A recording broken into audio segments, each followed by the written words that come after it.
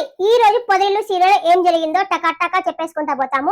ఇంకా మహా వాళ్ళైతే పోలీస్ స్టేషన్ లో ఉన్నారు కదా. మహా వాళ్ళ నాన్న అయితే అడుగుతారు, అమ్మా వద్దమ్మా నువ్వు వచ్చేసాయి, నువ్వు నాన్నని కదమ్మా, నువ్వు ఎందుకమ్మా అంత బాధపడుతున్నావు అంటే ఇంకా మహా ఉండి అంటుంది, అయితే నాకు ఆ జుట్టు వద్ద పెళ్లి వద్దు, నాకు చేసుకోని ఆ జుట్టు పొడవ నాకు వద్దే వద్దని చెప్పంటే ఆ విషయం ఒక్కటి మాత్రం నువ్వు అడగవాక నా పరువు పోతుంది, నేను ఎందుకు ఈ స్టేషన్ లో అడుగుతునే వాళ్ళగా చేస్తా ఉన్నావు నేను అని చెప్పనేసరికి ఇంకా మహా ఉండి లేదు, నేను అతనైతే నేను పెళ్లి చేసుకోను, పెళ్లి కనుక ఆపేటట్టుగా ఉంటే నేను వస్తాను, లేకపోతే నేను రాను. అయితే మహా అయితే కళాఖండిగా చెప్తుంది. అందులో జుట్టు పొడగా కామ్ గా ఉండొచ్చు కదా, పదండి పెళ్లి చేసుకోవాలి, పదండి అనేసరికి ఇంకా మహాబలి అనేసి ఏంటి అసలు నీకు సిగ్గనేది లేదా, ఇప్పుడు దాకా నేను చెప్తున్నదే కదా, నేను పెళ్లి చేసుకోను అని చెప్తున్నాను కదా అనేసి అంటుంది. ఇంకా అక్కడ పోలీసు వాళ్ళు ఉన్నారు, వాళ్ళకి ఇద్దరు మాడుకుంటా ఉంటారు అనమాట. ఇద్దరు పోలీసు వాళ్ళు చూసారా, ఇప్పుడు ఆ అమ్మాయి అతనితో లేచిపోయి వచ్చింది చూడు అని చెప్పేసి వాళ్ళిద్దరు మాడుకుంటా ఉంటారు. చక్రిత ఉంటుంది, ఆగకు నేను మాట్లాడుతున్నాను ఆగు అని చెప్పండి. ఏ విషయంలో అంటే మహాన్ని అడుగుతారనమాట, నాకేం తక్కువ, అన్ని ఎక్కువ, వాడికి ఒక మూర పూలనే కొనుగోలు తీసుకొస్తాడా అని చెప్పేసి మహాన్ అయితే వాడు జుట్టు పొడగా అడుగుతాడు. దానికి వచ్చేసి చక్రి వచ్చేసి అవును ఇప్పుడు దాకా నువ్వే కదా మమ్మల్ని పోషిస్తున్నావు అని చెప్పేసి చక్రి అంటాడు.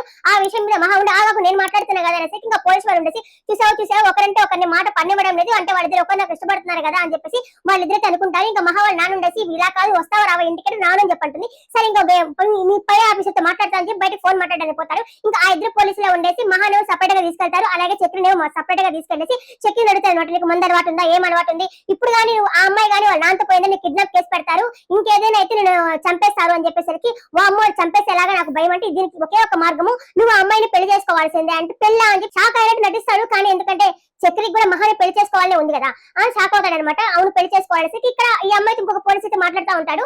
ఇప్పుడు ఏంటంటే ఇప్పుడు నువ్వు కానీ మీ నాన్నతో నువ్వు పోలేవు, ఎందుకంటే మీ నాన్నేమో నేను చంపేస్తానని చెప్పి మాట్లాడుతూ ఉన్నారు, మీ నాన్నతో పోలేవు అంటే పరువు కోసం ప్రాణాలను తీసారు అంటే మీ నాన్న కొన్నట్టుంది, పంపించము, నువ్వేమో ఆ జుట్టు అని పెళ్లి చేసుకోలేవు, ఇక ఒకే ఒక ఆప్షన్ ఉంది, ఆ ఆప్షన్ ఏంటి అంటే ఇతన్ని పెళ్లి చేసుకోవడం అనేసరికి పెళ్ళ నేను నా గోల్ ఏంటంటే నేను వెళ్ళి జాబ్ చేసుకోవాలా, నేను గోల్డ్ మెడల్ సాధించాను, నా గోల్ ఇదే అంటే ఇంకా ఆప్షన్ లేదమ్మా, పై ఆఫీసర్ నుంచి మాకైతే ప్రజలు వస్తా ఉంది, నువ్వే ఆలోచించుకో అని చెప్పంటారు. ఇంకేం ఆలోచించుకోవాలా, అమ్మాయి అయితే ఏందబ్బా పులికి భయపడి సింహం నోట్లో జలబెట్టినట్టయితే నా పరిస్థితి అని చెప్పేసి అక్కడ చక్రి కూడా ఉంటాడు. చక్రితో చెప్తుంది ఇప్పుడు ఏం చేయాలి నేను అంటే ఇది ఉత్తుత పెళ్లి, మన ఇద్దరికి పెళ్లి అయిపోయింది అనుకో, జుట్టు పోలేరు ఏం రారు, మీ నాన్నగారు కూడా ఏమి రారు, మనం పెళ్లి చేసుకున్నాం అని చెప్పి ఏం చెప్పాలో అర్థం కాదు. అంతలోపల ఇతను పై ఆఫీసర్ మాట్లాడడానికి బయట ఉంటాడు కదా వాళ్ళ నాన్న, ఆ మాట కొడుకు వినేసి అని మహావాడు అన్నయ్య వినేసి గబగబా నాన్న దగ్గరకు వచ్చి అక్కడ పెళ్లి అని మాట్లాడకుండా లోపలికి రండి అని చెప్పేసి వాళ్ళ నాన్న లోపల తీసుకొస్తారు. తీసుకొచ్చేసరికి మహా వాళ్ళ నాన్న అంటాడు అమ్మాయి పంపించండి రావట్లేదు అనేసరికి నేను వీటది పంపండి సార్ ఇప్పుడు ఇదే గుర్తుంది అని చెప్పేసరికి మహా చేపట్టుకుంటాడు అనమాట చక్రి.